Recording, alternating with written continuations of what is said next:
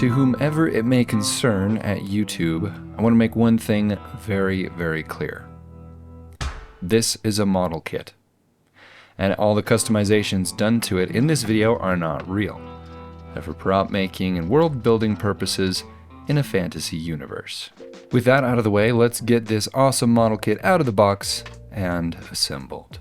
I was contacted a while back by a fan who had this kit and wanted to give it to me to integrate into the world of the Wild Imaginary West.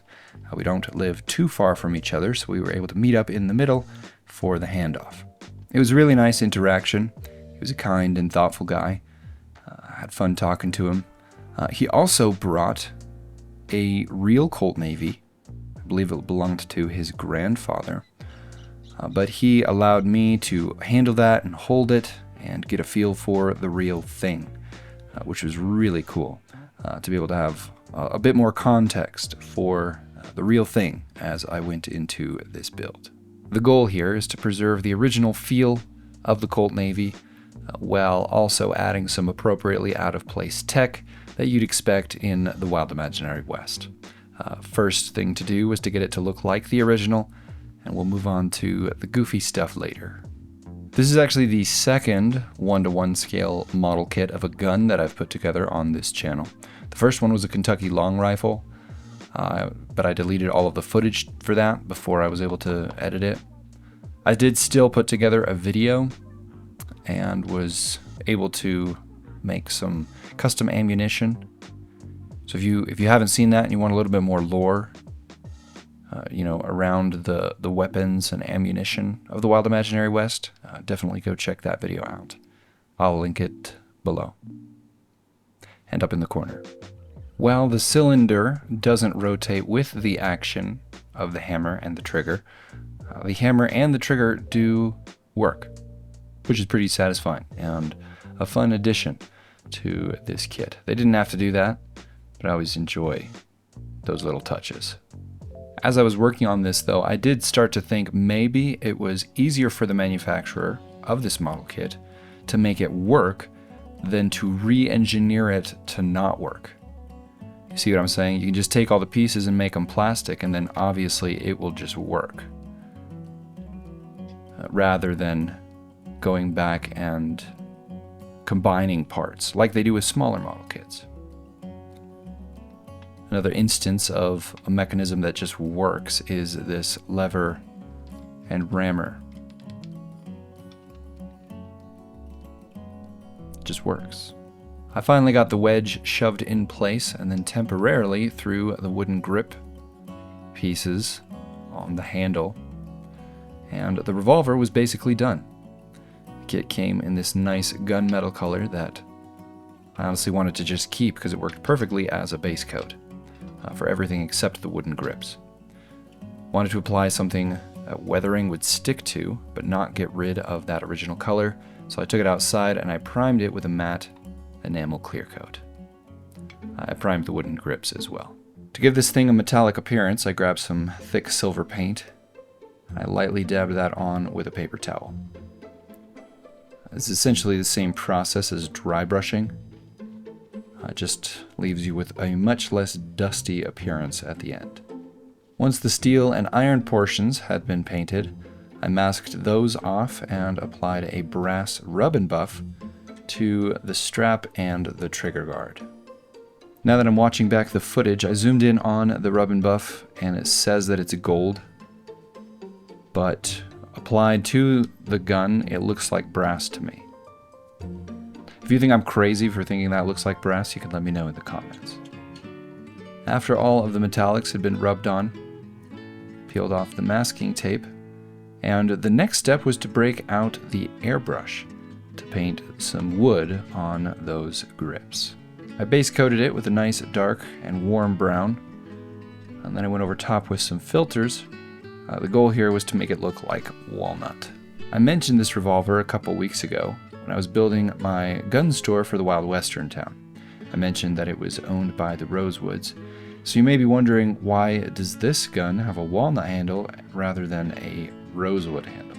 Well, the reason is the Rosewoods don't just sell their weapons to anybody. That's like a rite of passage thing. It's like a badge. So Yeah, you're not going to find the rosewood handled weapons on sale at a rosewood gun store. No, walnut is left for the riffraff. And with that, our replica from the real Wild West is done. And the next step is to add the imaginary. At this point, I had no idea what I was going to do, so I broke out my bits boxes and began rummaging around. Found this piece, which thought maybe would look cool as a ridiculous muzzle brake. I looked through the rest of my bits boxes looking for inspiration, and then finally I settled on something that I thought would be kind of fun. My plan included drilling a hole in the top of the handle for a switch. And I know that a lot of what I'm doing here would absolutely interfere with the functionality of the weapon in the real world. But luckily, we are not in the real world. And if you want to see issues with functionality, just look at the wagons these people ride in. The fantasy element, or the magic, if you will, of the Wild Imaginary West is that physics is skewed. A lot of things that would not work in our universe work in that one. That's what makes it so fun. The people there can kit bash walking wagons and forestalls and guns that do crazy things. Speaking of things that do things that we don't really understand, I decided to take that hairdryer piece and cut it in half and put it on either side of the cylinder. Don't overthink it. It's basically the same principle as the holster that I made for another revolver a while back. It uses a special ammunition that reacts to whatever this thing produces. Maybe it's a little electromagnetic thing, some kind of a centrifuge, I don't know. But imagine that it charges up the ammo inside the cylinder to be more effective. Little like enrichment process for tiny uranium bullets or something. I don't know. I haven't figured it all out.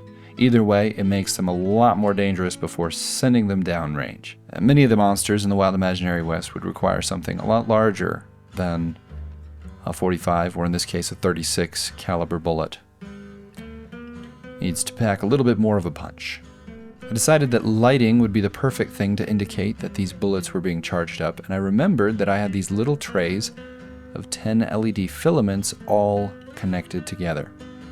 This is the perfect use case for that. Conveniently, I could bend the metal leads on either end to match the contour of the inside of that hairdryer grill. I don't even know what it is or what to call it. If you know, please let me know in the comments, and next time I will refer to it by the correct name. They were a little long, however, and part of it was sticking out the end, so I trimmed down the metal pieces very, very gently, just enough to keep them together. To keep those little strips of lights in place, I used some UV resin.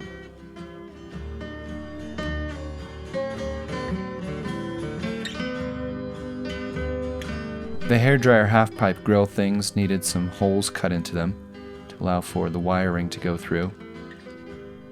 And once all of that had been sorted out, I soldered the LEDs into the circuit.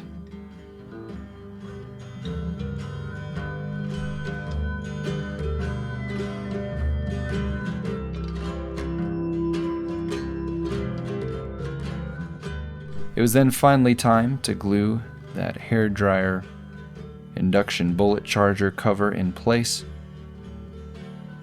And the last thing to do was to clean up my workspace.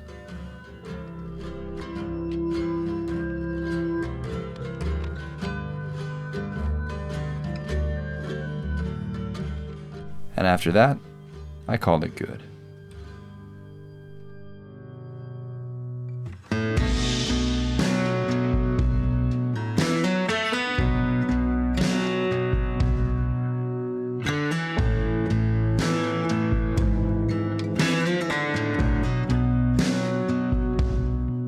That is it for this video. Thank you all so much for watching. A very special thank you to the fan who supplied this model kit. I had a lot of fun integrating it into the Wild Imaginary West, and I appreciate it very much. Huge shout out, as always, to my patrons. You guys are the best. Have an awesome week, everyone. I'll see you next time.